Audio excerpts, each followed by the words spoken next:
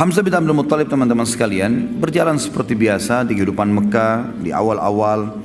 Dia adalah orang yang sangat kuat secara fisik, tinggi besar, dan sangat ahli dalam memanah. Oleh karena itu dia sangat gemar sekali berburu, gemar sekali. Di masa mudanya semua dihabiskan dengan itu. Dia naik turun gunung, ke padang pasir, lembah-lembah. Dan kekuatan fisik yang luar biasa dimiliki. Dia dengan Umar bin Khattab terkenal. Jadi kalau berburu, berburu singa. Ya. Dan bukan berburu rusa atau kelinci seperti antum ya. Ini berburu singa. Dan singa ini kalau setelah diburu ya, dan mati, memang masa jahiliyah mereka belum tahu masalah hukum halal haram memakan ini.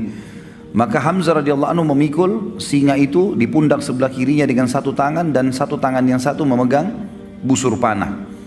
Dan untuk membunuh singa dengan anak panah ini nggak gampang. Anak panah tidak semudah itu bisa menembus kulit yang tebal.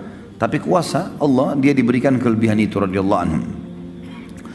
Di awal Islam tentunya, waktu Nabi SAW mengumandangkan Islam, dia tidak terpengaruh, tidak juga mau masuk Islam, tidak juga membenci Nabi SAW.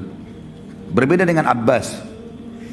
Abbas radhiyallahu anhu, nanti kita akan jelaskan, dia tidak masuk Islam untuk menjaga hubungan dengan kaumnya, tapi dia suka dengan Islam. Hamzah tidak cenderung kepada keduanya, tidak ikut-ikutan membenci Islam, tidak juga mendukung keponakannya. Makanya yang paling condong mendukung itu adalah Abu Talib sebenarnya. Tapi yang jelas teman-teman sekalian, ada satu kejadian dengan hikmah Allah terjadilah masuk Islamnya tokoh kita ini dengan tiba-tiba begitu saja.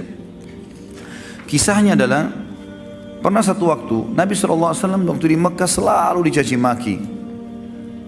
Dan caci makian ini selalu dianggap biasa oleh baginda Nabi SAW. Biasa sekali dianggap, sudahlah kamu penyihir, didiamin. Kamu penjahat, didiamin. Kamu penyamun, dibiarin. Bahkan Nabi SAW pernah lagi sujud, dituangkan kotoran unta di atas leher beliau, beliau SAW diam. Bahkan pernah batang leher beliau diinjak ya, sampai susah bernafas gitu kan. Namun Nabi SAW sabar, dibiarin saja karena tidak ada kekuatan di Mekah. Beliau bersabar dan belum ada perintah untuk melawan pada saat itu.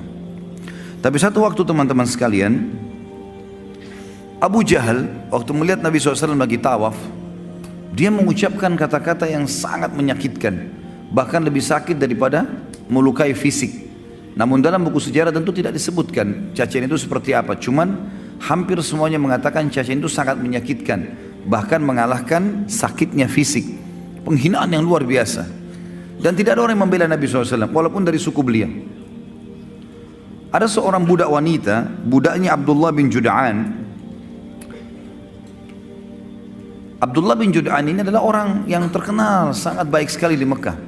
Hadis Aisyah mengatakan, ya Rasulullah, Ibnu Jud'an orangnya sangat baik di Mekah, sangat santun, suka silaturahim keluarga, suka bantu orang susah.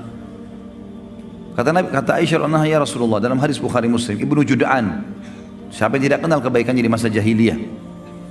Apakah bermanfaat amal-amal yang dia kerjakan? Kata Nabi SAW, tidak sama sekali. Karena dia belum pernah beriman kepada Allah. Dia tidak syahadat, tidak masuk Islam. Yang jelas Ibnu Jud'an ini, Abdullah bin Jud'an, tidak pernah membenci Nabi SAW. Tapi dia tidak masuk Islam. Ada budak wanitanya dia lewat melihat Nabi SAW dicaci maki dengan cara seperti itu. Dan dia tahu tuannya ini Abdullah bin Jud'an tidak membenci Nabi SAW. Maka dia pun berusaha mengangkat suaranya mengatakan, hai Quraisy, tidakkah kalian punya sopan santun? Kenapa kalian membiarkan ini? Kenapa dicaci maki? Nggak ada yang peduli. Apalagi ini budak wanita yang bicara. Maka budak ini lari keliling sampai dia keluar pintu gerbang Mekah yang dikenal dengan pintu Bani Syaibah. Begitu keluar di sana dia temu Hamzah.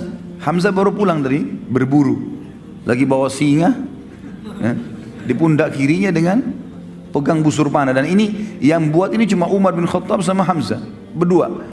Kalau dua orang ini masuk ke Mekah sendirian, berburu tidak ditemani sama teman-temannya, sendirian. Yang lain semua pada sibuk, pada mengajak teman-temannya kalau berburu untuk berjaga-jaga, dia enggak.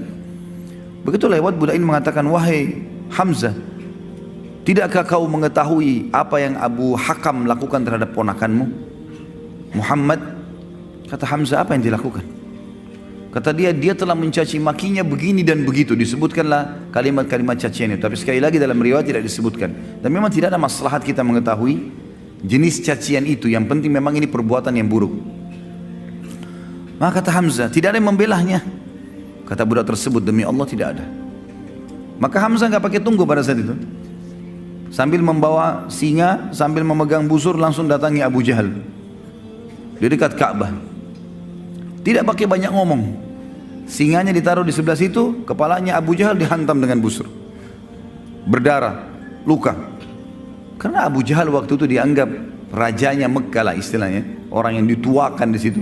Maka orang-orang sekitarnya mau membela. Kata Hamzah, silahkan, maju silahkan, siap untuk mati. Hamzah mau membela. Lalu dia mengatakan kepada Abu Jahal, hai Abu Hakam, berani benar kau caci maki ponakanku, sementara aku dalam agamanya. Kalimat itu, sementara aku dalam agamanya. Padahal Hamzah belum masuk Islam ini. Dia pun tidak tahu kenapa dia ucapkan kalimat itu.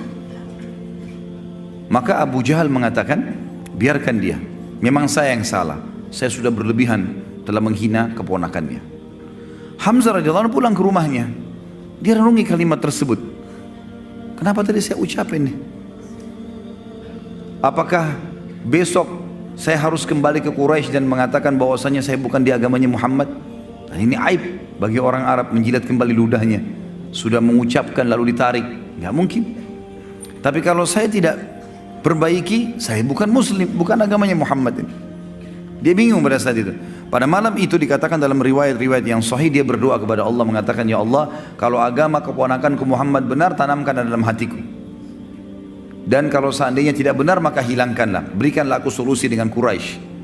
Maka Hamzah pun berkata keesokan paginya pada saat dia bangun, dia merasa dekat, dia merasa tenang dengan agama Nabi SAW, maka dia pun datang mengucapkan syahadat.